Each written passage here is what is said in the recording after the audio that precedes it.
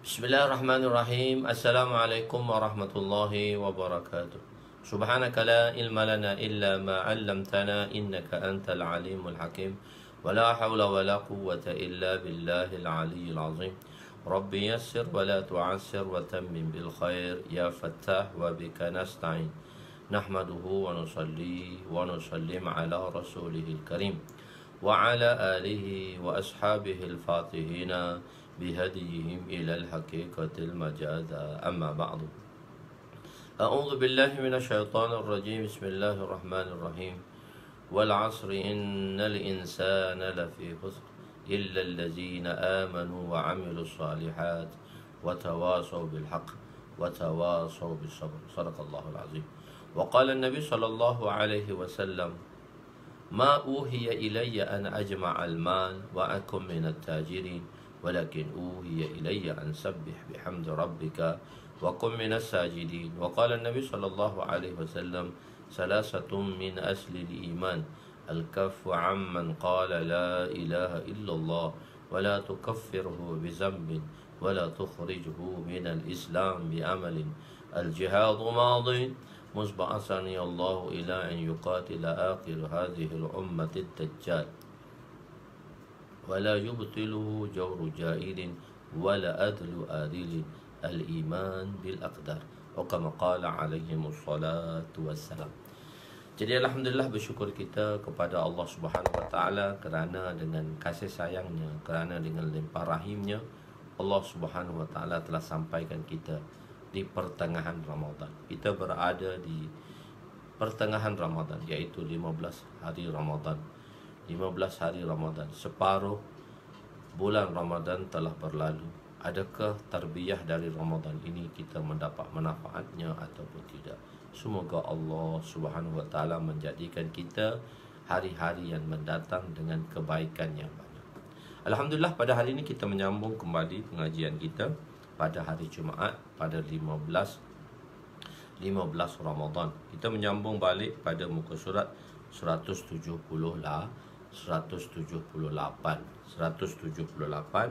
iaitu kelazatan iman.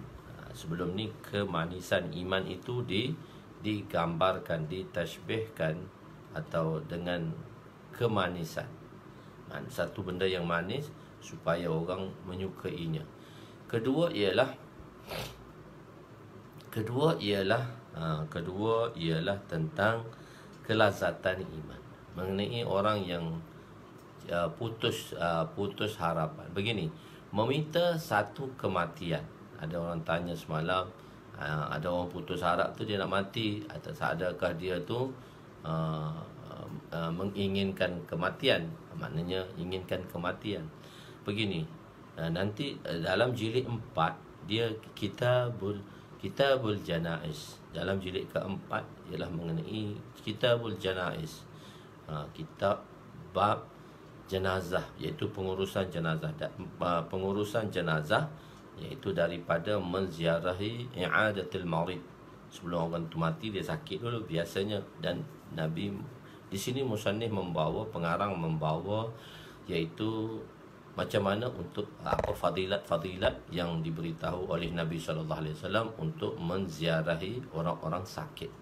Di situ diceritakan, di situ ada bab kematian. Jadi kematian ni, meminta kematian. Meminta kematian ini mengingati mati dan meminta kematian. Ingat mati, ingat maut. Kita ingat maut bukan kita kata mati. Ingat maut ni ialah kita membuat persiapan untuk maut. Kita membuat persiapan untuk mati. Kita mengingati kematian. Betul, untuk mengingati kematian kita kena ziarahi kubur, kita tengok kubur supaya kita ingatkan kematian. Tetapi untuk mati ni kita perlu kepada persiapan. Jadi sebab itu Nabi SAW bersabda, Nabi SAW bersabda, iaitu siapakah orang yang cerdik? Al-qayyisu man dana nafsah. Al-qayyis, Nabi kata, siapa orang yang pintar dan cerdik di dalam menghadapi kematian? Siapa orang yang cerdik? Al-qayyisu man dana nafsah, iaitu orang yang mana dapat menahan segala keinginannya. Apa maksud menahan keinginannya? Segala keinginan dia dapat tahan segala keinginannya. Wa amila lima ba'dal maut, dan orang yang membuat persiapan sebelum datangnya maut. Jadi mengingati mati ni, ada orang kata ingat mati aja. Bukan, perlu kita lihat untuk kita mati. Sebab mati ni ialah satu tarikh yang mana Allah dah tetapkan pada kita. Jadi untuk kita, tanda kita mengingati mati ialah kita membuat persiapan untuk mati. Jadi sebab itu Nabi SAW berkata, orang yang cerdik itu ialah orang yang al-qayyisu man nafsah, orang yang mana dia dapat menahan segala keinginannya. Apa maksud dia? Dia buat macam mana Allah suruh. Untuk menghadapi kematian ni, apa yang Allah suruh pada kita, apa yang Nabi SAW suruh pada kita, maka kita kena buat mengikut sandaran tersebut. Bukan kita nak ingat mati, kita dispresi, orang minta mati, orang putus asa dengan mati. Itu menunjukkan tanda mengingati mati. Salah. Mengingati mati itu bukan maksud mengingati mati. Mengingati mati di sini dia panjang. Sebelum mati, menghadapi persiapan untuk mati. Sebab mati ni kita nak bawa sesuatu di hadapan Allah, maka kita kena bawa sesuatu di hadapan Allah. Dan dalam bab tu juga diceritakan satu orang sahabat yang mana dia berada di dalam majlis Nabi SAW. Dia berada dalam majlis Nabi SAW. Dia menangis. Nabi kata, kenapa engkau menangis? Dia kata, ingat mati. Nabi kata, inna lillah, dalam majlis aku pun kau ingat mati.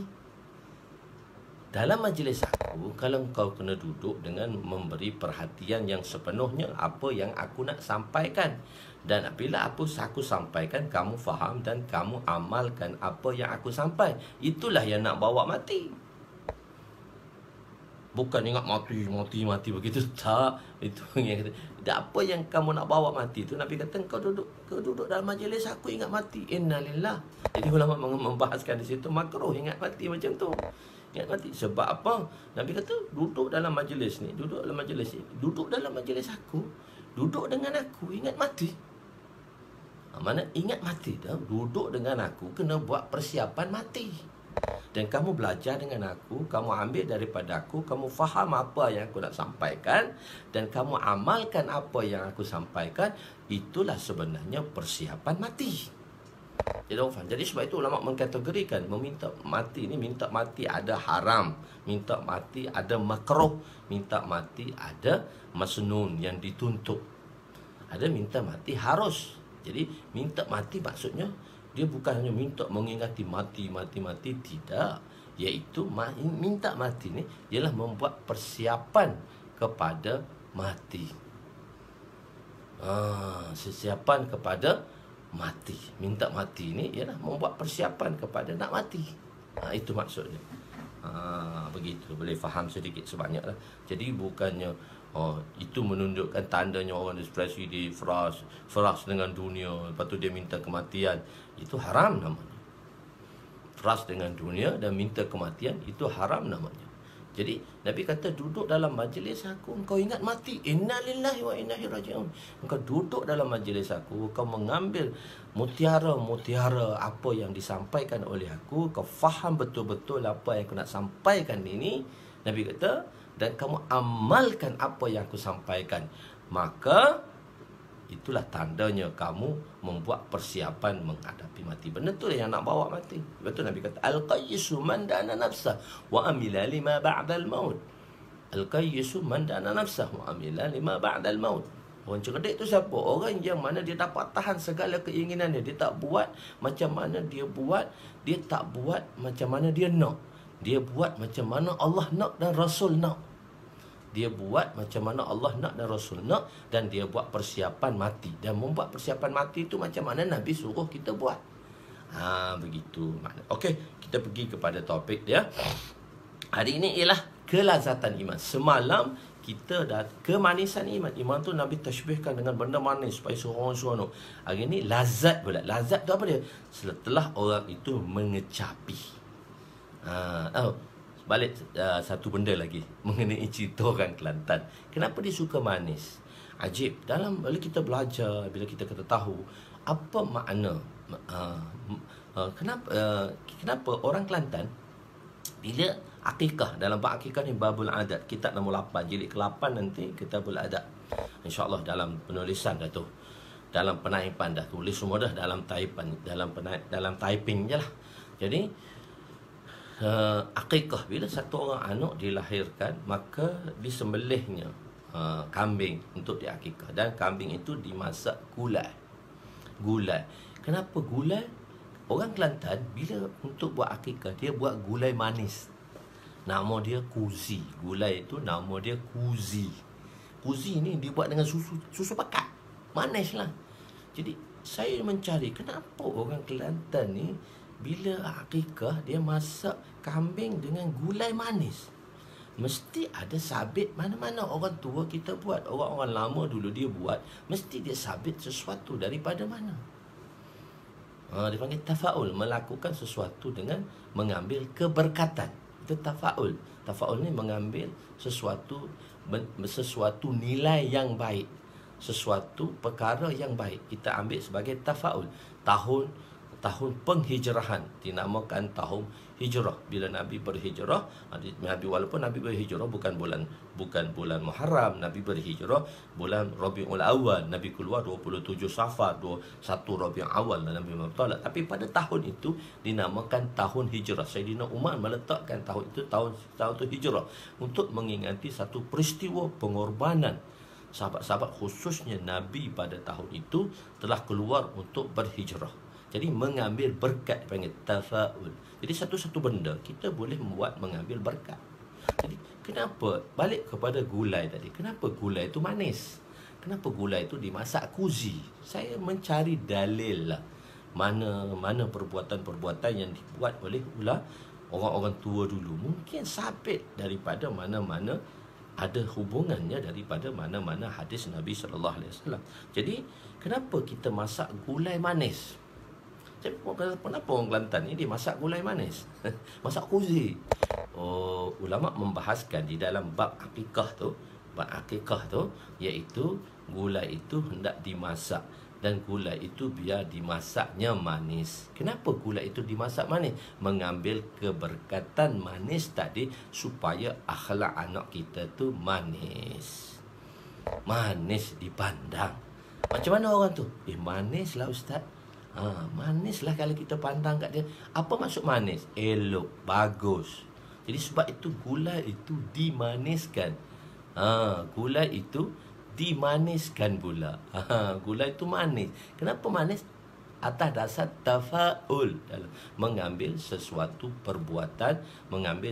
perbuatan untuk mendapat keberkatan. Jadi dengan berkat kita masak manis, kita buat akikah ni untuk anak kita, sebaiknya hari ke-7 masaklah gulai manis supaya Allah maniskan akhlak anak kita. Itu baru saya kata saya faham. Ajib kalau kita belajar hadis ni, kita akan dapat tahu macam mana syarahan ulama. Okey, kita balik kepada lazatnya. Lazat ni bila dia dapat kecapi. Nabi kata orang yang mengecapi iman ni, dia akan dapat lazat iman. Bismillahirrahmanirrahim. Wa ani ibn Abbas ibn Abdul Muttalib radhiyallahu anhu qala Rasul sallallahu alaihi wasallam zaqa ta'mal imani man radiya billahi rabba wa bil islami dina wa bi Muhammadin rasula, rawahu Muslim. Sayyidina Abbas bin Abdul Muttalib radhiyallahu anhu meriwayatkan bahawa beliau telah mendengar Rasulullah sallallahu alaihi wasallam bersabda, kelazatan iman, lazatnya iman tu pasti dapat dirasai oleh sesiapa sahaja yang redha Allah itu sebagai Rabbnya, Islam itu sebagai agamanya, dan Nabi Muhammad itu sallallahu alaihi wasallam sebagai rasul. Lalu kita baca hadis ni, raditu billahi rabba wa bil islami dina wa bi Muhammadin nabiyyan wa rasula. Aku redha Allah itu sebagai Rabbku. Apa maksud aku redha Allah itu sebagai Rabbku? Dan hadis ini dibaca oleh Sayyidina Umar radhiyallahu anhu apabila Sayyidina Umar radhiyallahu anhu telah membawa Taurat. Orang-orang Yahudi telah menterjemahkan Taurat ke dalam bahasa Arab. dan dibacanya kepada orang-orang Islam. Oleh kerana Taurat ini ialah kitab daripada langit, daripada Allah, maka bahan-bahan dia elok dan bagus. Cuma hukum ahkam tidak boleh diterima. Jadi orang-orang Yahudi ini nak mempengaruhi orang Islam, mereka telah menterjemahkan Taurat ke dalam bahasa Arab. Dan pada Saidina Umar ada beberapa lembaran Taurat, lembaran Taurat yang diambil oleh Saidina Umar dan ditunjukkan kepada Nabi SAW. Maka Saidina Umar radhiyallahu anhu tunjuk kepada Rasulullah, ya Rasulullah, ini Taurat ni, itu sebagai satu kiasan, boleh baca tak? Taurat ni boleh tak saya baca? Nabi diam. Ni Taurat ni, ya Rasulullah, ini Taurat ni. Nabi diam. 3 kali dia kata, ini Taurat ni ya Rasulullah. Nabi diam. Sayyidina Umar memahami bahawa Rasulullah membenarkan beliau membaca. Maka beliau pun bacalah beberapa baris daripada kitab Taurat yang telah diterjemah dalam bahasa Arab. Bila mula baca, muka Nabi merah padam. Sayyidina Abu Bakar berada di sebelah Nabi SAW. Sayyidina Umar sedang membaca kitab Taurat dan tidak melihat kepada wajah Nabi. Maka Sayyidina Abu Bakar berada di sebelah Nabi. Dia tengok wajah Nabi merah padam. Maknanya Nabi tak suka Taurat itu dibaca di depan dia. Maka Sayyidina Abu Bakar mengisyaratkan kepada Sayyidina Umar, lihatlah kepada wajah Nabi SAW. Mana bila Sayyidina Umar tengok wajah Nabi ada berubah. So sahabat dapat rasa macam mana body language Nabi, macam mana perwatakan Nabi, body language, bahasa badan Nabi tadi, dengan muka Nabi yang Nabi tak suka perkara ini dilakukan. Maka Sayyidina Umar pun bila lepas itu tengok Rasulullah marah, maka dia kata, raditu billahi rabba wa bil islami dina wa bi Muhammadin nabiyyan wa rasulah. Aku reda Allah itu sebagai Rabbku, aku reda Islam itu sebagai agamaku, aku reda Muhammad itu sebagai Rasul. Rasul Allah, aku reda. Jadi maka Sayyidina Abu Umar maka selepas itulah Nabi SAW bersabda, Allahu Akbar, lau kana Musa hayyan ma wasi'ahu illa ittiba'i. Muhammad, dia kata Umar, bukan masalah kitab tu.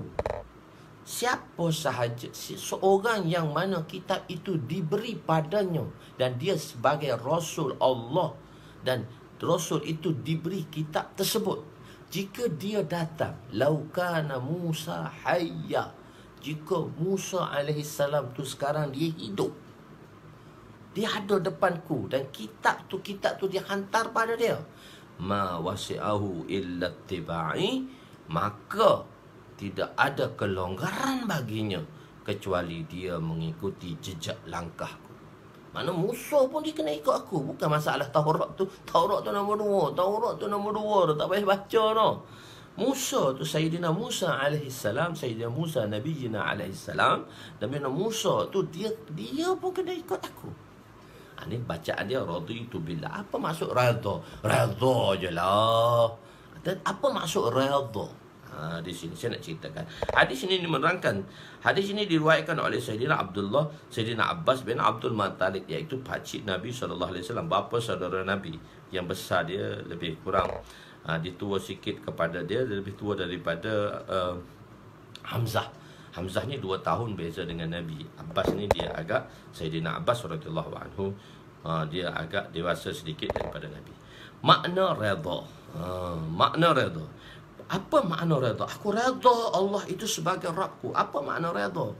Bahawa Allah itu sebagai Rabb. Kita redha, kita nak beritahu di sini Allah itu sebagai Rabb kita.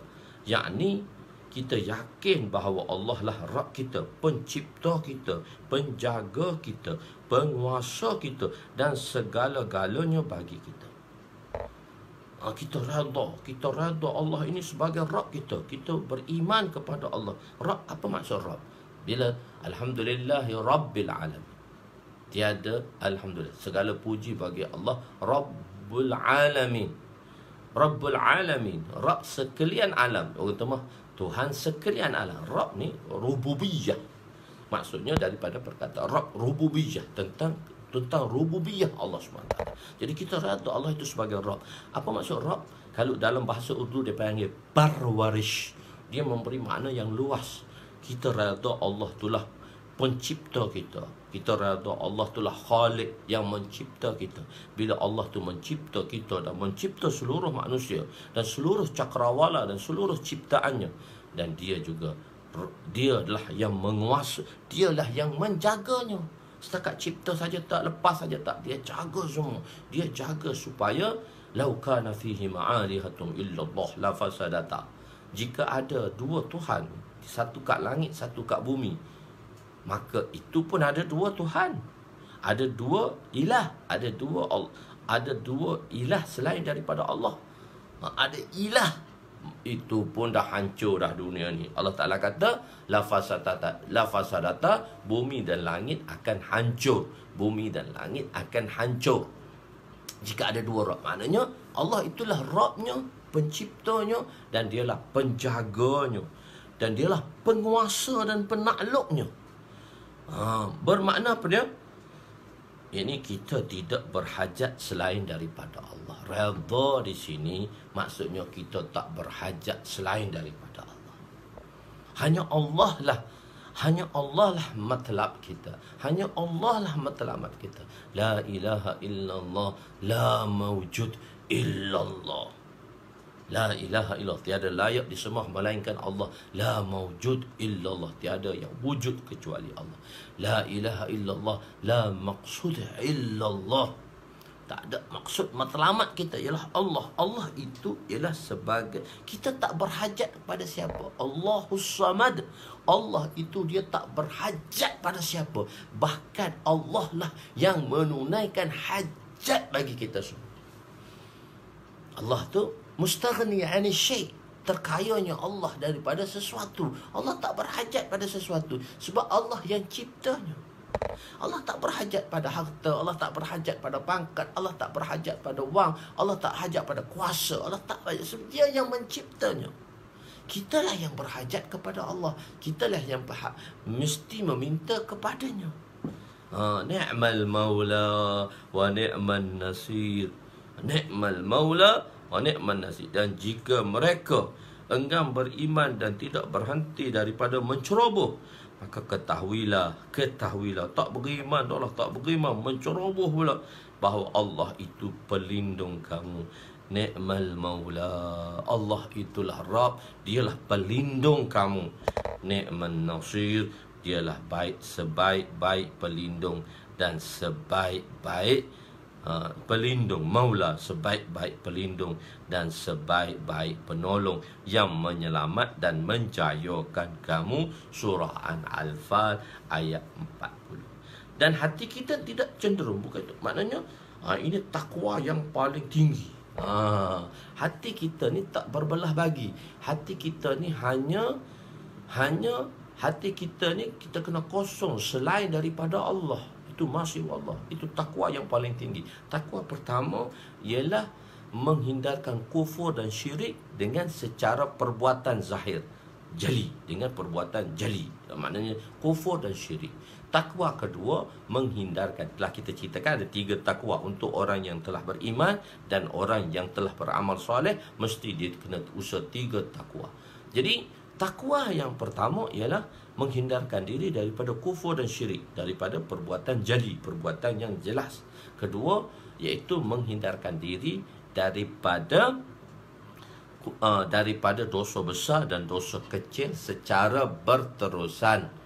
Dan ketiga, hak paling susah ni, yang kita nak dapat ni dalam dakwah ni, macam mana cara nak dapat ni, iaitu kita kena kosongkan hati kita selain daripada Allah. Tak ada pun hati kita ni selain daripada Allah, selain masih Allah, selain daripada Allah. Semua makhluk ni masih Allah, selain daripada Allah. Maka kita kena kosongkan hati kita daripada selain daripada Allah. Kita kena kosongkan hati kita selain daripada Allah. Hanya Allah sahaja yang layak. Jadi hati kita cenderung kita kepada kita tidak cenderung kepada sesiapa jua pun selain Allah. Jadi sebab itu bila kita menghadapi sesuatu, bila kita menghadapi masalah, maka kita terus kepada Allah. Jangan kita ingat, siapa boleh tolong aku, siapa boleh tolong aku, siapa boleh tolong. Dah Allah dulu. Mula-mula kita rayu pada Allah. Kita sebut depan Allah. Kita minta depan Allah. Itu maksudnya kita rada. Kita yakin Allah tu.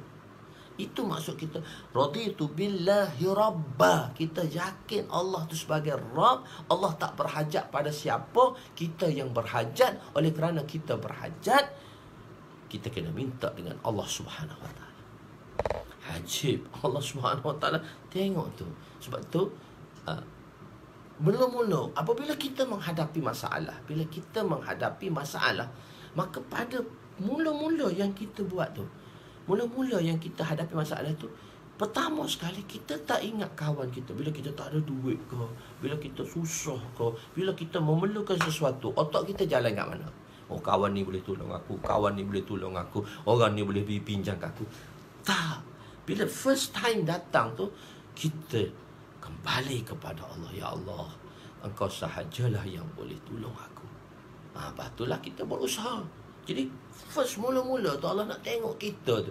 Orang ni betul tak hati dia dengan aku. Ini kita kena latih lah, tamrin lah. Kita kena latih. Hari-hari kita kena cakap. Hari-hari kita kena sebut. Hari-hari kita kena melakukan perkara ini. Sebab itu dalam dakwah kita ajar benda ni. Hari-hari kita diajarkan. Allah nak apa 2 rakaat, minta dengan Allah dulu. Buat hubungan dengan Allah. Dan bila minta dengan Allah, lepas tu buat usaha. Usaha pula macam mana Nabi suruh. Sa'ad bin ada satu orang sahabat, dia nak pergi berniaga. Nabi kata 2 rakaat dulu baru turun berniaga. Minta dulu dengan Allah, minta asbab-asbab dengan Allah SWT dulu. Jadi supaya hati kita bulat kepada Allah. Itu maksud redha. Allah itu sebagai Rabb.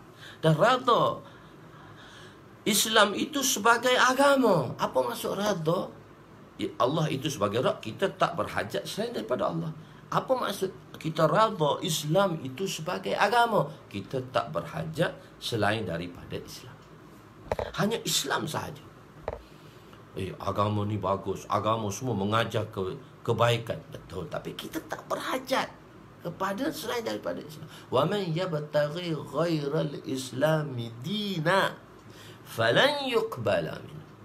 Wa man yabtaghi, barang siapa yang mencari selain daripada Islam dinan, selain daripada Islam itu sebagai din. Din itu maksudnya cara hidup.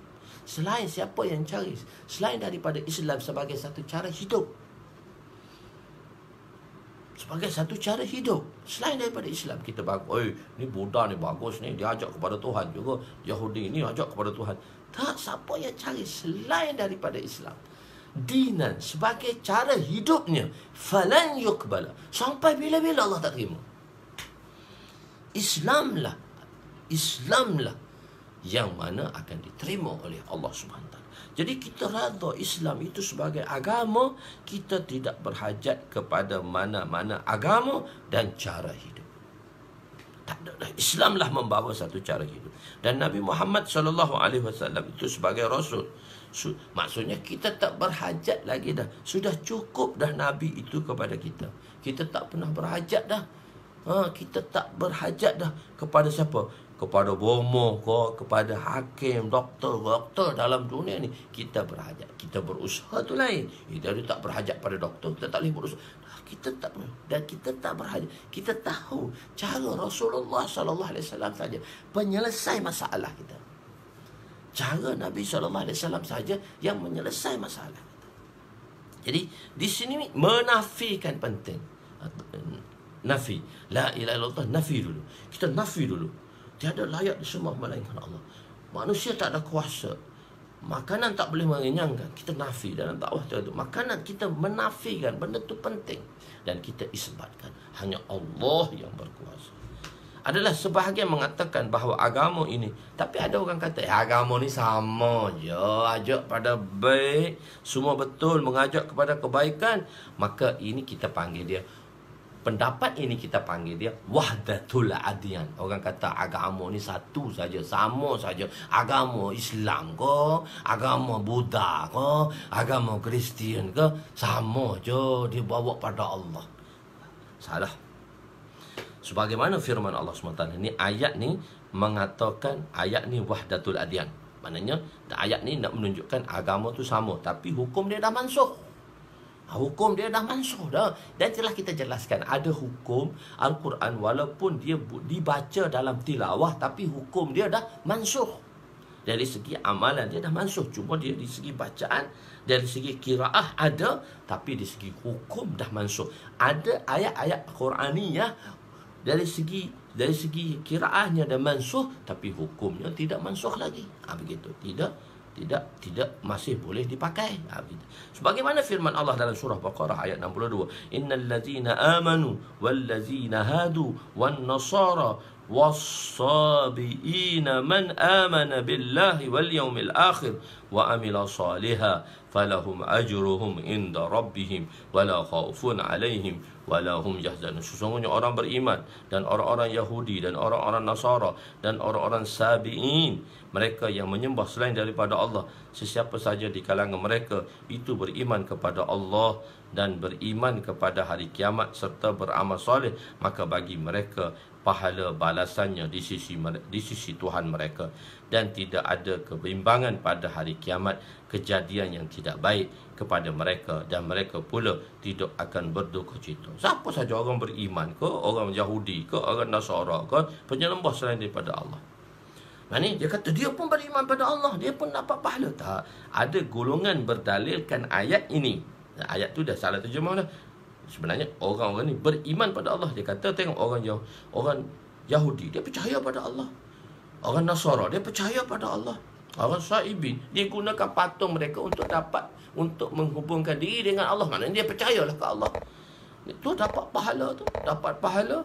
Orang beramal soleh, maka dia dapat pahala. Ini orang mengatakan agama itu wahdatul adyan. Agama tu sama. Tak, agama tak sama.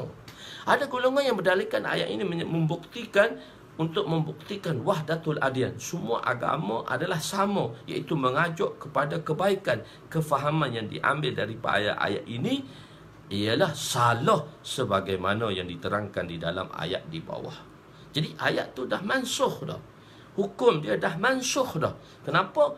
Datangnya ayat yang selepas itu dalam surah Al-Imran ayat 85. Wa man yabtaghi ghairal islami dinan falan yuqbala minhu wa huwa fil akhirati minal khasirin. Dan siapa yang mencari agama selain Islam, maka tidak akan diterima daripadanya. Ni Nasara ke Yahudi ke tak terima no. Islam saja. Dan pada hari kiamat kelak dan ia pada hari kiamat kelak daripada orang-orang yang rugi. Jadi ayat di atas tu menunjukkan tak beriman, tak apa, Yahudi pun dah beriman, sama je agama Kristian ke agama apa, sama je nak ajak kebaik.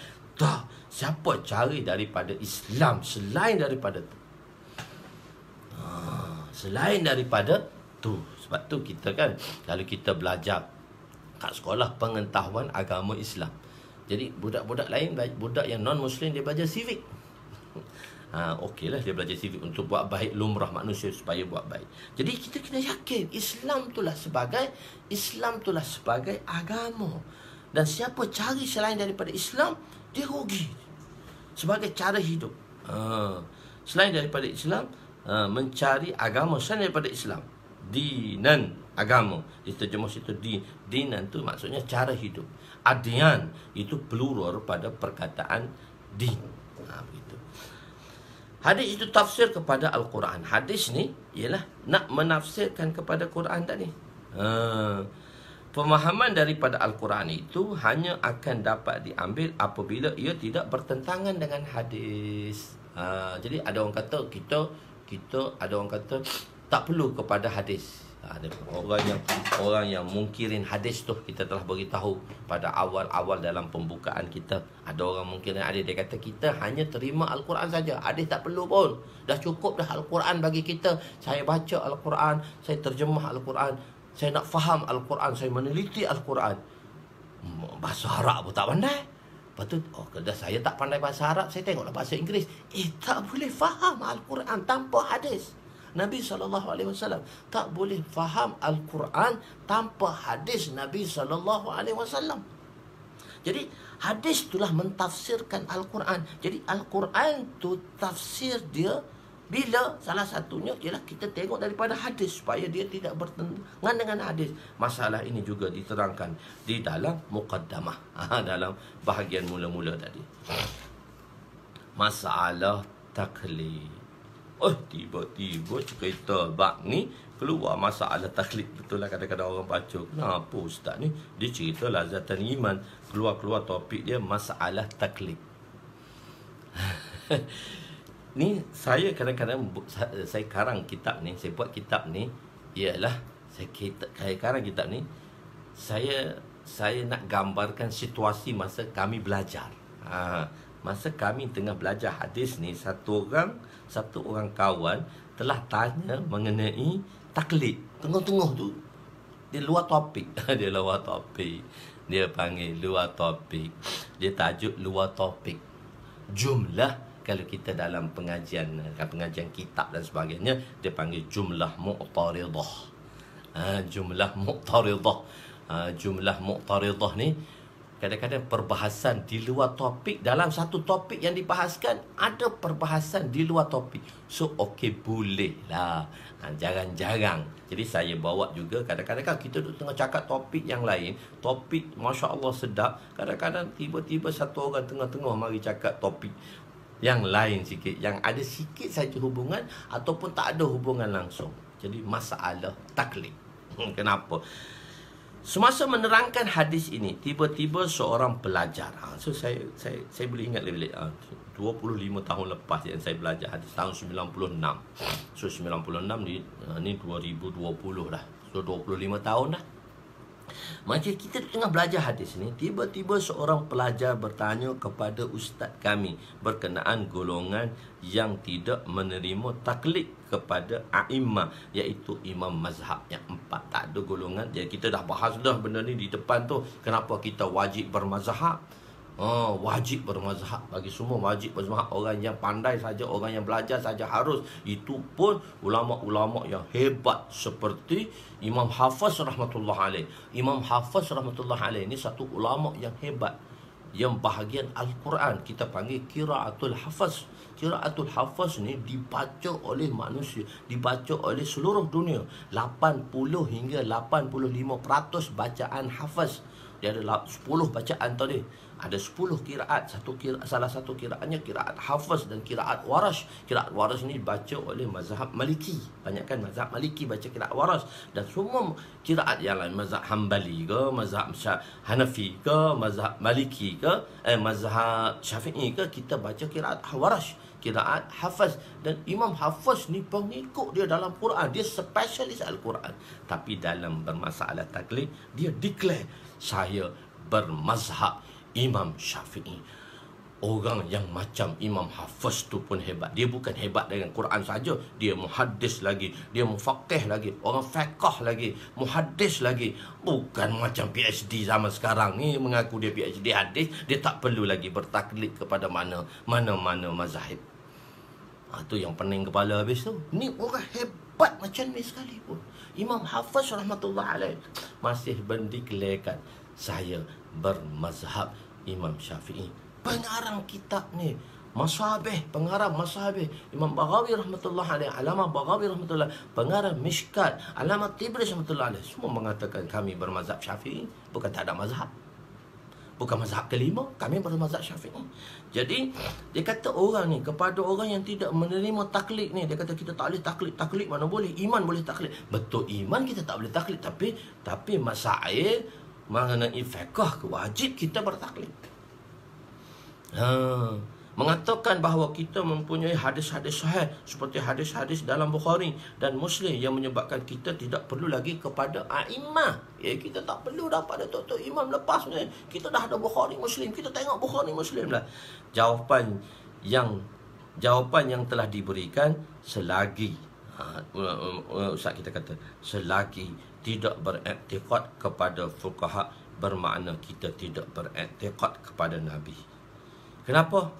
Muhaddisin datang selepas fuqaha. Telah kita ceritakan, muhaddisin ni dia datang tahun ke-300 Hijri, tahun ke-3 Hijri, daripada tahun 201 hingga ke-300. Itu datangnya ulama muhaddisin. Ulama fuqaha datang sebelum ulama muhaddisin. Tertibnya Nabi SAW, sahabat-sahabat Muhajirin dan Ansar, kemudian tabi'in. Tabi'in itulah fuqaha. Kemudian datangnya muhaddisin. Apabila adalah mustahil untuk menerima muhaddisin tanpa menerima fuqaha. Kita muhaddisin, hadis Bukhari tu sahabat. Tak, Bukhari pun dia ada ustaz dia, dan ustaz-ustaz dia adalah fuqaha. Kerana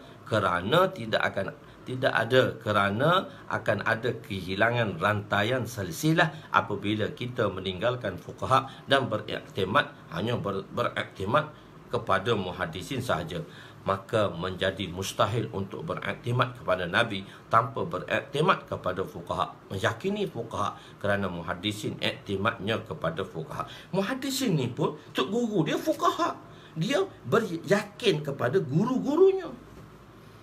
Tiba-tiba kita yakin kepada muhaddisin, tak yakin kepada guru muhaddisin pula. Mana boleh? Dan orang-orang muhaddisin ni, mereka muhaddisin ini, mereka meyakini guru-guru mereka, beriktimat, memberi keyakinan kepada guru-guru mereka. Jadi kita pula tak beriktimat kepada tuan guru. Mana boleh? Tuan guru atas tuan guru, tak boleh. Jadi fuqaha, jadi para fuqaha seperti a'imah yang empat, Imam Abu Hanifah, Imam Malik, Imam Syafi'i dan Imam Ahmad ibnu Hanbal rahimahumullah, mereka juga beriktimat kepada guru mereka. Golongan ini mendakwa mereka tidak mengikut a'imah, akan tetapi hakikatnya sebenarnya mereka lah mengikut a'imah mereka juga. Dia kata kita tak perlu ikut imam-imam ni. Kalau dia tak ikut imam-imam ni, dia ikut siapa? Dia ikut tu imam dia juga, dia ikut ketua dia juga yang memulakan perkara ini. Akan tetapi hakikatnya mereka sebenarnya dia tak ikut fuqaha-fuqaha, dan mereka ikut a'imah juga. Mereka pun ikut tuan guru dia juga. Maka jadi manakah yang terbaik, sama ada mengikut a'imah yang terdahulu atau a'imah mereka? A'imah terdahulu mempunyai sifat taqwa, wara', bersihnya jiwa lebih daripada a'imah mereka sekarang. Kesimpulannya, mengikut a'imah terdahulu lebih baik daripada lebih baik sebagaimana pendapat masyayikh dan ulama kita. Sebab tu ulama-ulama kita bermazhab fuqaha, dan kita di Malaysia bermazhab Syafi'i. Wallahu a'lam. So kita pergi hadis seterusnya. Islam hanya satu jalan untuk mendapat kejayaan. Tak ada jalan lain kecuali dengan Islam. Okey. Wa an Abi Hurairah radhiyallahu anhu qala Rasul sallallahu alaihi wasallam, "Wallazi nafsu Muhammadin bi yadihi لا يسمع بي أحد من هذه الأمة يهودي ولا نصراني ثم يموت ولم يؤمن بالذي أرسلت به إلا كان من أصحاب النار." رواه مسلم. Sayyidina Abu Hurairah radhiyallahu anhu meriwayatkan bahawa Rasulullah sallallahu alaihi wasallam, hadis ke-10 bracket 9 muka surat 180. Rasulullah sallallahu alaihi wasallam bersabda, "Demi zat yang jiwa Muhammad." Dia tak kata demi zat yang jiwaku. Kenapa jiwa Muhammad? So ada perbahasan sedikit, kita akan cerita di sini. Dalam genggamannya, di dalam genggamannya, biadih itu saya terjemah genggaman. Sebab kita ada dua terjemahan, ulama mutakaddimin dan ulama mutaakhirin. So kita akan bahaskan dia. Tidak mendengar seorang pun mengenai daku. Satu orang pun, mana-mana satu orang dia tidak mendengar mengenai ku dalam kalangan umat ini, sama ada Yahudi dan tidak juga Nasrani. Lalu ini saya terjemah lafzi dulu. Dan lalu dia mati dalam keadaan tidak beriman dengan apa yang aku diutuskannya. Dia dah dengar dah, dia tidak mendengar di situ. Dan kalangan Yahudi dan kalangan Nasrani mati dan tidak beriman. Lepas tu dia tidak beriman dengan apa yang aku diutuskan dengannya. Maknanya dia telah dengar lah, melainkan dia itu ahli neraka. Hanya Islam itu sahajalah yang akan mendapat kejayaan. Maknanya dengan Islam saja. Hadis ni nak menerangkan waman yabtaghi ghairal islami dinan. Siapa yang dah dengar, siapa dah sampai seru dah. Tadi kita dah bahas orang yang tak sampai seru tu macam mana dia kira beriman atau tidak. Benda ni saya dah jelaskan. Okey, kita jalannya. Sekarang orang yang telah sampai seru tapi dia tak beriman pada aku dan dia mati selain daripada Islam, maka mati dia dan maka dia akan dia adalah di kalangan orang-orang ashabun nar, daripada ahli neraka. Nabi berkata, wallazi nafsu Muhammadin biyadi. Wow itu wow dipanggil wow qasam. Wallazi, wallahi, allazi itu zat lah, zat Allah lah, tak kira lah. Di sini maksudnya allazi itu zat. Wallah boleh, wallah boleh, tallah boleh, billah boleh, billah boleh, ba qasam dia panggil. Ba qasam, wow qasam. Ni semua huruf jar ni. Ta qasam itu juga harf jar yang menyebabkan isim yang zahirnya selepasnya akan menjadi majrur. Wallahi, wallahi, tallahi, wabillahi. Kalau kata wallahu itu bukan sumpah. Wallahu ghafurur rahim itu bukan sumpah, itu jumlah khabar. Kalau sumpah wallahi, ini jumlah qasmiyah dipanggil. Wow qasmiyah. Untuk sumpah, apabila kenapa kita bersumpah? Sebab untuk menguatkan sesuatu perkara, supaya orang tu percaya, supaya orang tu yakin, supaya orang tu yakin. Sebab tu kalau kita belajar dalam balaghah, dia ilmu kecantikan kalam, kita belajar ilmu badi'. Bila satu orang kata Zaidun qa'imun, dia bagi announcement, dia bagi jumlah khabariyah, dia kata Zaidun qa'imun, Zaid sedang berdiri. Orang yang depan tadi tak yakin, maka dia nak meyakinkan orang tu, dia bawa huruf penekanan, dipanggil huruf takkid. Inna Zaidan qa'imun. Dulu dia kata Zaidun qa'imun, orang tu tak percaya, dia ihtimal lagi, betul tak engkau cerita ni, kau tak betul. Jadi untuk menguatkan perkhabaran dia tadi, maka dia menggunakan kaedah takkid. Inna, huruf takkid. Inna Zaidan qa'imun. Tak percaya lagi, maka dia pun guna lagi takkid lagi. Inna Zaidan la qa'imun. Lam takkid lagi, nun, huruf takkid lagi. Lepas tu tak percaya juga, maka dia pun nak mempercayakan lagi, dia pun guna sumpah pula. Wallahi inna Zaidan la qa'imun. Wallahi, sumpah lagi. Ini ilmu badi' dalam ilmu balaghah. Salah satu balaghah ada 3, badi', ma'ani, ilmu ma'ani, ilmu badi', ilmu ma'ani.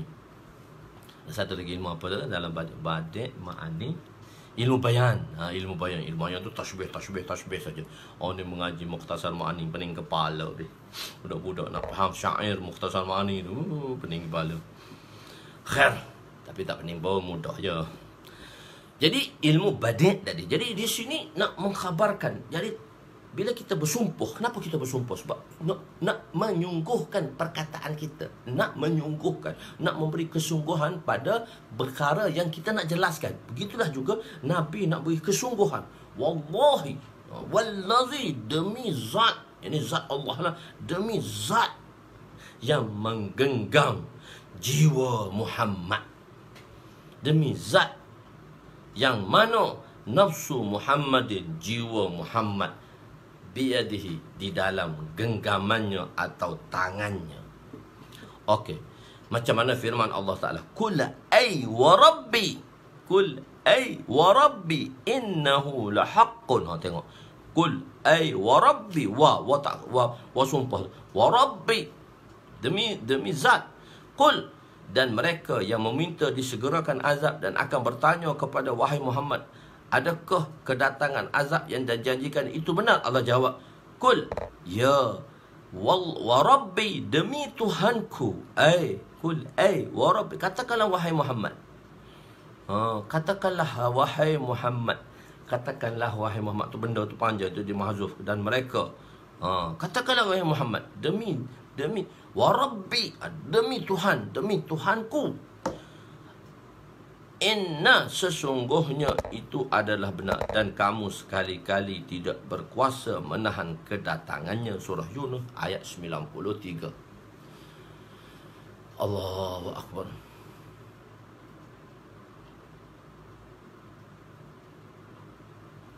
Allahu Akbar. Jadi demi zat yang jiwaku, dalam fiqh, di dalam akidah ada dua firqah. Di dalam akidah kita ada dua golongan. Dalam ilmu akidah ni dia ada dua. Dalam sebab akidah ni, ilmu akidah ni bukan ilmu baru. Orang ada satu golongan mendakwakan ilmu akidah, ilmu sifat 20 ni ilmu baru, tak ada zaman Nabi. Pening kepala dia dakwa. Tengok mana Nabi ada sifat 20 wujud, qidam, baqa, mukhalafatu ta'ala lil hawadis, qiyamuhu bi nafsi wahdaniyah, qudrat iradah. Tak ada pun Nabi tak mengaji pun gitu. Dan kita dah kata ilmu tu dah ada, cuma tak disusun. Jadi penyusunannya disusun 200 tahun kemudian untuk muda. Mana orang yang mendakwa dia hadis tu, dia ada PhD hadis. Nabi suruh belajar PhD hadis ke? Oh, PhD bahagian hadis ada ke? Bilang tu mana Nabi ajar PhD ya? Tapi ada benda tu supaya mudah orang tahu, dia ni dah belajar hadis. Tak tahulah belajar kulit ke tak. Dia belajar hadis tu maksud dia belajar bahagian ilmu rijal sahaja ke? Dia banyak belajar ilmu rijal. Untuk ilmu tu kita tu sahih kau tak sahih kau duk begitu. Amal tak tahu bila. Begitu. Jadi kita nak faham ulama-ulama fuqaha ni, dia bukan tahu sahaja takhrij dia, tapi macam mana nak amalkan hadis tersebut. Jadi di dalam bab akidah kita ada dua golongan. Dalam Asy'ariyah dan Maturidin kita ada dua golongan ulama-ulama, iaitu dua golongan ulama-ulama tadi. Dalam dua golongan ulama-ulama dalam Asy'ariyah ada dua golongan, iaitu golongan yang terdahulu kita panggil dia mutaqaddimin, dan golongan terkemudian ulama-ulama dari segi akidah yang terkemudian kita panggil dia mutaakhirin. Mutaqaddimin ni, ulama-ulama mutaqaddimin sama ada Asy'ariyah atau Maturidi, yang 200 tahun pertama daripada 200 Hijrah hingga ke tahun 500 Hijrah. 200 tahun pertama hingga ke 300 tahun 500 tahun pertama. Jadi tahun 200 hingga ke tahun 500, 201 hingga ke 500. Selepas itu 501 hingga ke sekarang kita panggil dia ulama mutaakhirin. Dalam konsep menterjemah ayat-ayat mutasyabihat, ayat-ayat yang mana menunjukkan lafzi, ayat-ayat lafzi, tangan Allah berada di atas arasy. Masalah yang dibahaskan sekarang. Ada pendapat kata Tuhan duduk langit ketujuh. Saya yakin percaya Tuhan duduk langit ketujuh. Begitu. Begini. Dalam terjemah ni dia ada dua. Dalam terjemahan kita, dalam terjemahan yang salah, Ibn Taymiyah tu, dalam Ibn Taymiyah dia menjisimkan, dia mujassamkan, dia menjisimkan zat tadi. Dia menjisimkan zat Allah Ta'ala. Itu salah. Kita tidak menjisimkan zat Allah. Jadi sebab itu di dalam ulama mutakaddimin dan mutaakhirin, ulama mutakaddimin, mereka menterjemahkan ayat-ayat mutasyabihat, ayat-ayat yang mana penyamaan dari segi jisim, tangan Allah, arasy, Allah berada di atas arasy, biadihi, di dalam tangannya.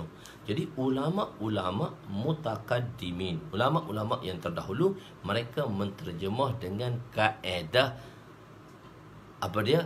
Tafwid. Apa maksud tafwid? Tafawawyadat. Tafwid. Tafwid.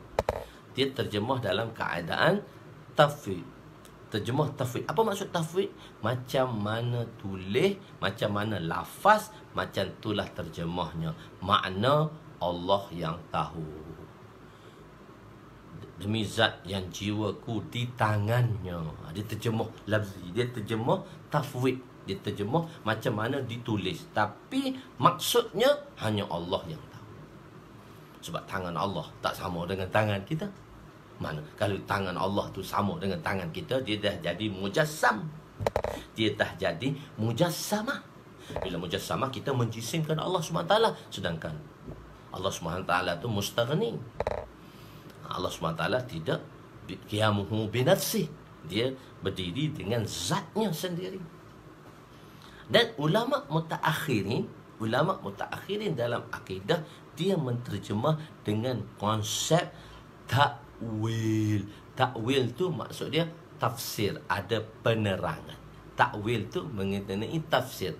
Satu ketika Sayyidina Abdullah bin Abbas radhiyallahu anhu telah berkhidmat di rumah makciknya Ummu Maimunah radhiyallahu anha.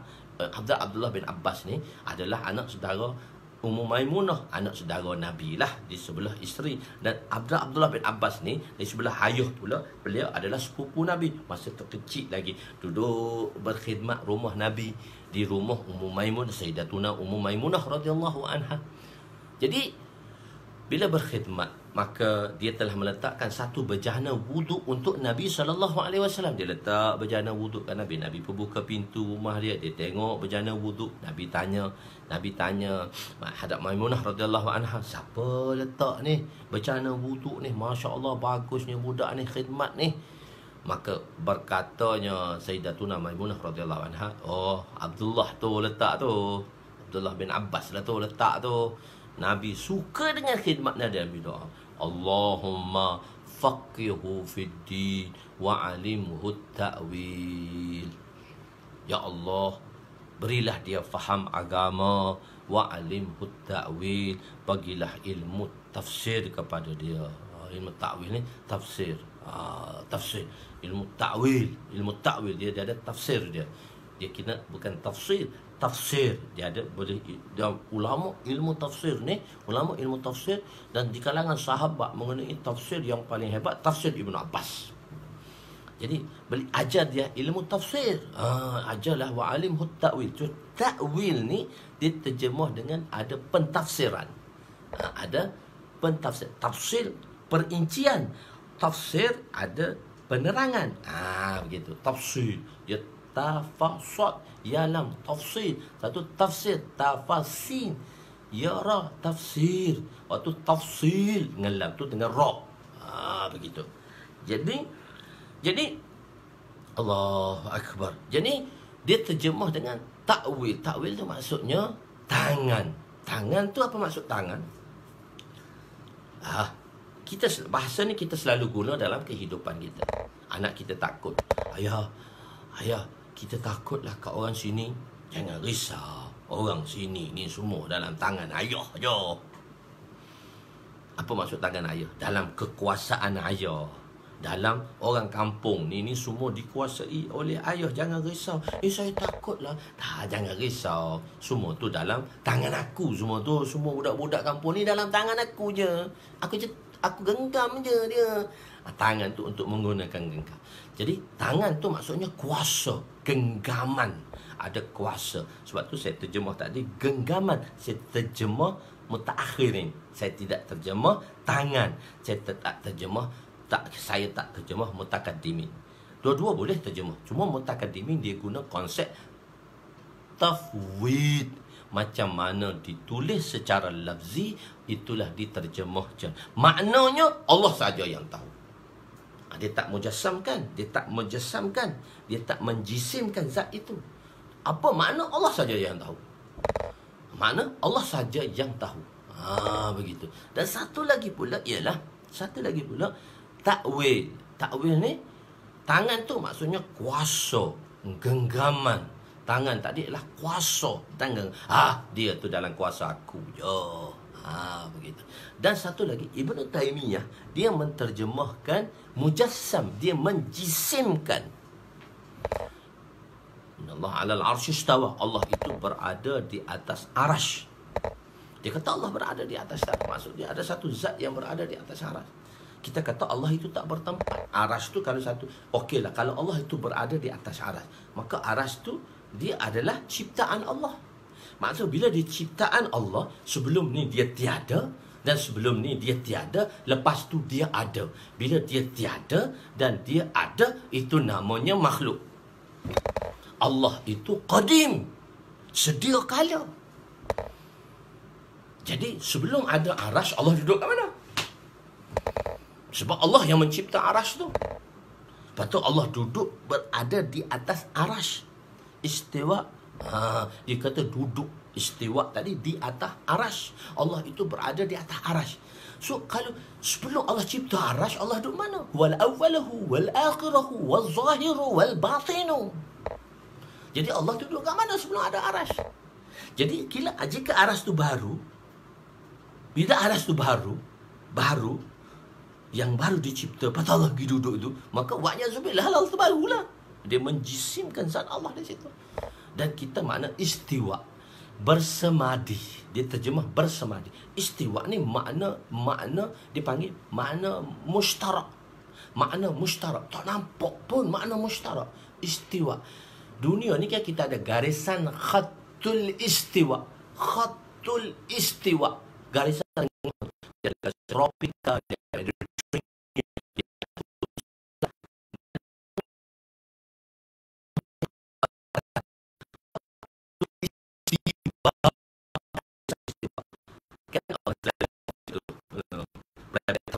cerita bila nak pergi ke Uganda ke mana tu, nak pergi khidmat sebagai tentera Malaysia, nak pergi kat mana tak tahu tu, dia pun cerita apa dia, bila naik kapal, bila nak hoda kapal, mengatakan sekarang kita melalui garisan khatul istiwa. Jadi semua orang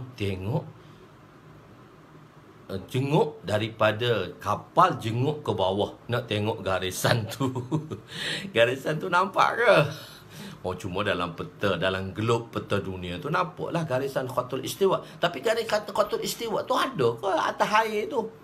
Ada ke atas lautan tu? Istiwa memberi makna garis al-istiwa, tengah, garis tengah saja, garisan tengah. Jadi istiwa ni dia memberi makna mustarak. Dia tak boleh makna bersemadi. Bersemadi itu makna menunjukkan benda tu wujud selepas wujudnya arash tadi.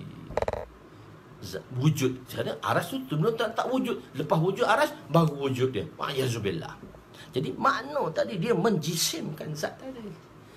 Jadi itu Ibn Taymiyah mengatakan dia menjisimkan zat itu. Kita ahli sunnah wal jamaah, sama ada maturid, sama ada mutakaddimin atau mutaakhirin, kita tidak menjisimkan Allah Subhanahu wa taala. Allah tadi dia tidak jisim. Dia tidak qabul jihah, dia tidak menepati, dia tidak boleh memenuhi ruang tadi. Qabul jihah. Sebelum tu Allah tak ada, lepas tu Allah ada. Macam mana pula? Akhir macam tu. Okey. Jadi mutakaddimin menterjemahkannya dengan makna tafwid, dan mutaakhirin menterjemahkannya dengan makna dengan tafsir. Begitu. Okey, demi zat yang jiwaku dalam genggamannya. Di sini Nabi telah takbirkan dengan sirah zahir. Wallazi nafsu Muhammadin, dengan diri dia sendiri. Sepatutnya sudah mencukupi mengatakan wallazi nafsi, jiwaku ni jiwa Muhammad. Tetapi Nabi telah membawa khirah zahir wallazi nafsu Muhammadin, demi zat yang jiwa Muhammad. Jadi kadang-kadang dia bawa bentuk ism zahir, kadang-kadang dia bawa bentuk ism dhamir. Jadi dua-dua tu sama. Ada seorang itu kadang-kadang dia akulah orang tu, tapi dia kata adalah satu orang tu pergi jumpa engkau tak layan pun dia. Siapa orang tu? Tak ada orang lain, aku. Aku jumpa engkau, dia kata ada seorang tu. Kadang-kadang dia takbir dengan zahir dan kadang-kadang dia takbir dengan dhamir. Itu mudah saja. Kadang-kadang dhamir tu dia panggil asyraful ma'arif pula. Apa pula dhamir tu asyraful ma'arif? Asyraful ma'arif tu dhamir. Dhamir ni asyraful ma'arif. Kita mengeluarkan satu ganti nama tu dia adalah makrifah yang paling tinggi. Orang kena belajar nahwu lah pula, pening pada asyraful ma'arif tu siapa pula.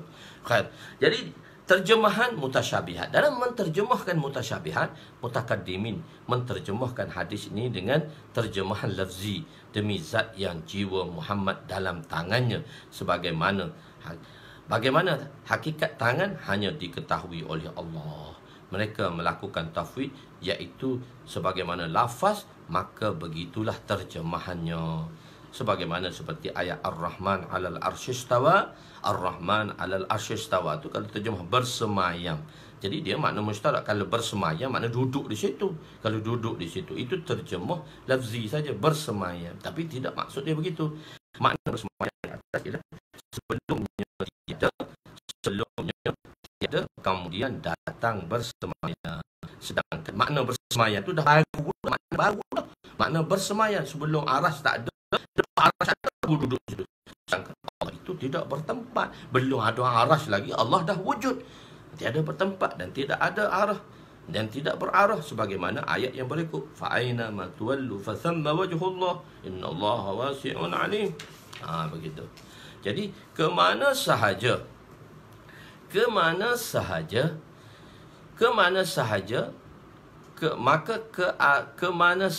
kamu arahkan, itu betul dia tafsir dah tu, kearahkan diri, yakni ke kiblat untuk menghadap Allah, maka disitulah arah yang diredai.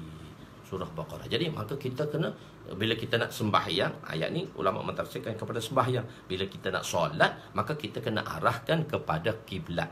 Kiblat ini yang mana Allah perintahkan kita melalui Nabi untuk mengarahkan sembahyang kita ke arah kiblat.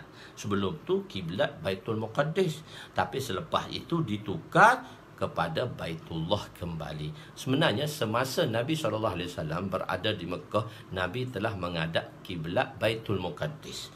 Dan semasa awal mula-mula sampai ke Madinah pun, kiblat dia ke arah Baitul Muqaddis. Cuma di Kaabah tu tak nampak, dia 4 penjuru kan. Jadi ada salah satu pintu dalam Kaabah tu dipanggil Babul Quds. Babul Quds ni, Quds ni ialah Baitul Muqaddis lah. Satu jalan yang mana jalan terus tu, kalau kita jalan straight tu, dia menuju ke Baitul Muqaddis. Jadi masa di Madinah tu tak nampak, masa di Mekah tu tak nampak, maka Madinah tu baru nampak. Di Masjid Kiblatain tu Nabi sembahyang, Allah perintahkan masa tu dalam sembahyang. Kenapa perintah belum seluar sembahyang? Sepatutnya belum sembahyang perintah lah. Tak nak beritahu perintah Allah ni bila datang sahaja di zaman Rasulullah, engkau masa tunaikan perintah aku, datang perintah aku, kena buat. Sebab tu Nabi membelakangi kiblat dah. Kiblat Baitul Muqaddis terus ke kiblat Kaabah. Begitu. Jadi Imam Malik rahmatullah alaih, jawapan Imam Malik mengenai pertanyaan ini adalah masyhur. Al-istiwa maklum, tahu. Istiwa tu kita tahu.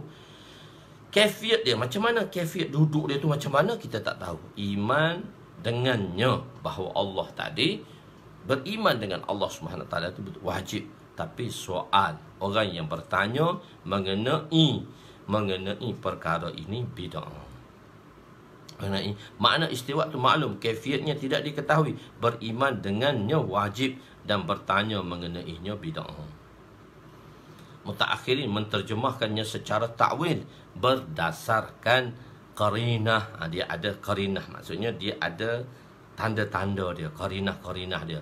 Qarinah ni dalam bahasa Arab ni maksudnya dia ada satu benda tanda lah, iaitu maknanya tangan ditakwilkan dengan menggenggam. Tangan tadi tafsir dia apa dia? Untuk menggenggam. Dalam bahasa Arab perkataan tersebut digunakan untuk menunjukkan makna tertentu, seperti perkataan tangan digunakan untuk makna kuasa. Jadi terjemahannya ialah demi zat yang jiwa Muhammad dalam genggaman kekuasaannya. Dalam genggaman kekuasaannya, demi zat yang jiwa Muhammad dalam genggaman kekuasaannya. Kita terjemah mutaakhirin, tapi tak kiralah nak terjemah mutakaddimin ke. Yang dalam maksud terjemah itu dalam konsep tafwid dan terjemah dalam konsep takwil, iaitu dengan takwil. Takwil itu tafsir lah. Maksud takwil itu dengan kita mentafsirkan. Takwil dengan terjemahan takwil. Okey, demi zat yang jiwa Muhammad dalam kekuasaannya. Min hazihil ummah, daripada umat ini. Umat ini ada dua, satu ummatul da'wah, satu ummatul ijabah. Ummatul da'wah, kita ni umat dakwah. Dia umat yang dibahagikan ulama sini ummatul ijabah, iaitu ijabah, orang yang telah menerima, iaitu orang yang telah beriman. Ummatul ijabah ialah orang-orang Islam. Ummatul da'wah, orang yang umat yang perlu kita sampaikan dakwah kepada mereka. Kita perlukan sampai dakwah kepada mereka. Maka umat tu belum Islam, kita panggil dia ummatul da'wah. Mana kita perlu seru mereka, kita perlu sampaikan mereka kepada Islam. Kita kena pergi seluruh dunia, kita sampaikan Islam pada mereka. Tapi kenapa kita dakwah orang Islam dulu? Kita tak dakwah orang kafir. Kalau nak berdakwah masa kita budak-budak lu kecil-kecil lu, tahun-tahun 70-an, akhir 70-an, mula-mula dakwah, ikut dakwah. Tahun 79 lagi ikut dakwah. Tahun 79.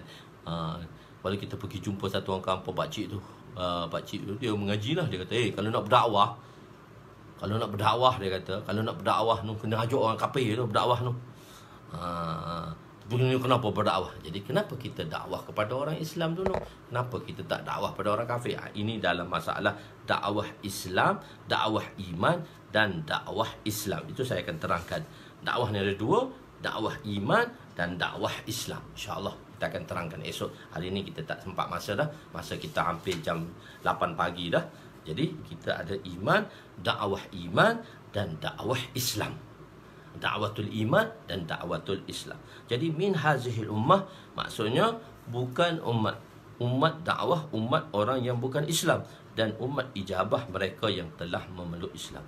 Jadi bermakna di sini orang-orang Yahudi dan orang-orang Nasara, orang-orang yang berkata sama ada Yahudi atau Nasara, yakni orang-orang yang mana telah beriman kepada nabi-nabi mereka tapi telah mansuh hukumnya, sekarang dia kena ikut Islam.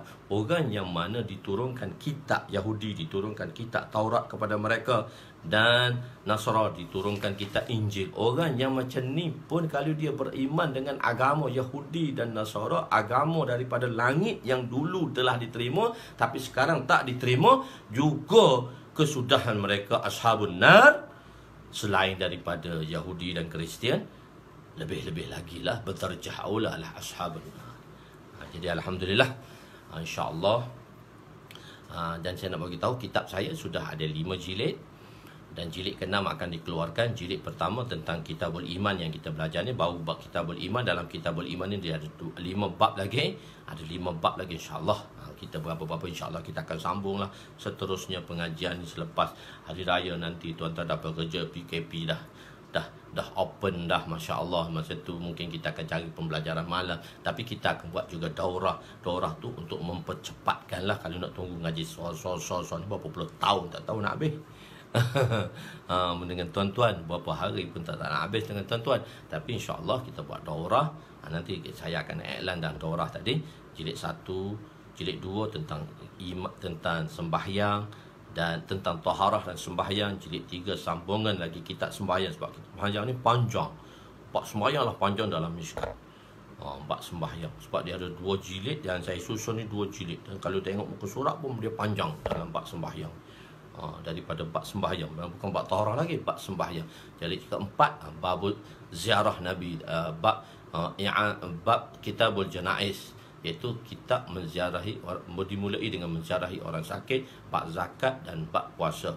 Jadi kelima masuk bab sambungan bab puasa lagi. Selepas tu bab asmaullah, nama-nama Allah, doa-doa pagi, petang dan masnun. Jilid ke-6 baru masuk jilid ke-6, iaitu masuklah kitabul manasik, bab haji seronok. Satu-satu dia tengok dalam hadis, kita tengok gambaran hadis tu dibawa oleh musannif. Dia sebenarnya susunan hadis yang dibawa oleh Mishkat ni cantik. Ramai ulama kita seronok Mishkat. Dan kalau kita belajar Bukhari Muslim, memang Bukhari Muslim, kalau Muslim tu kita banyak hadis tatabuk saja, satu-satu bab dia banyak hadis bawa, tapi bahas dia sama saja sebab dia hadis berlainan. Tapi Mishkat ni setiap hadis tu masya-Allah kita nak bahaskan. Kalau 6,000 tu 6,000 hadis satu-satu kena bahaskan. Panjang tu dia akan masa panjang insya-Allah. Tak apa, sikit-sikit dia ada cara dia lah insya-Allah. Jadi tuan-tuan bila dah faham kehendak pengarang, macam mana kehendak, saya cuba nak fahamkan kehendak pengarang di sini. saya nak cubakan fahamkan kehendak pengarang nak bawa kitab ini, so saya cuba terjemahkan dengan sedikit-sedikit pengalaman yang saya ada lah. Jadi untuk tuan-tuan dapatkannya, tuan boleh hubungi saya, tuan buka page Midrajul Fatawatih, hubungi saya, insyaAllah ada harga istimewa lah, saya akan bagi harga istimewa dan pos percuma, pos percuma insyaAllah. Yang baik itu daripada Allah, yang kurang itu daripada kelemahan saya. Aku qauli hadza, astaghfirullahalazim li wa liwalidayya wa li jami'il muslimina wal muslimat wa lil mu'minina wal mu'minat al ahya'i minhum amwat bi rahmatika ya arhamar rahimin. Esok hari Sabtu dan hari Ahad mungkin kita dah cuti. Cutilah. Mana semalam pun cuti. Hari ni ada orang bekerja. Esok hari Sabtu mungkin kita akan panjangkan sikit ke sampai 8 suku, 6.45 sampai 8 suku ke. Sabtu Ahad ni kita panjang sikit, tak apa. Wallahu a'lam. Bismillahirrahmanirrahim. Ya awalal awwalin wa ya akhiral akhirin wa ya zal quwwatil matin wa ya rahimal masakin wa ya arhamar rahimin. Salamna anfusana wa illam taghfir lana wa tarhamna lanakunanna minal khasirin. Allahumma ighfir lana dhunubana wa wassi' lana khalaqana wa tayyib lana kasabana wa kanni'na bima razaqtana wa la tuzhib talabana ila syai'in sarraftahu anna. Wa sallallahu ala sayyidina Muhammadin wa ala alihi wa sahbihi ajma'in walhamdulillahi rabbil alamin. Nombor telefon saya telah tinggal buka Midrajul Fawatih. Di situ ada nombor telefon saya. Yang iklan tu, nama telefon saya ada di situ. Wallahu a'lam.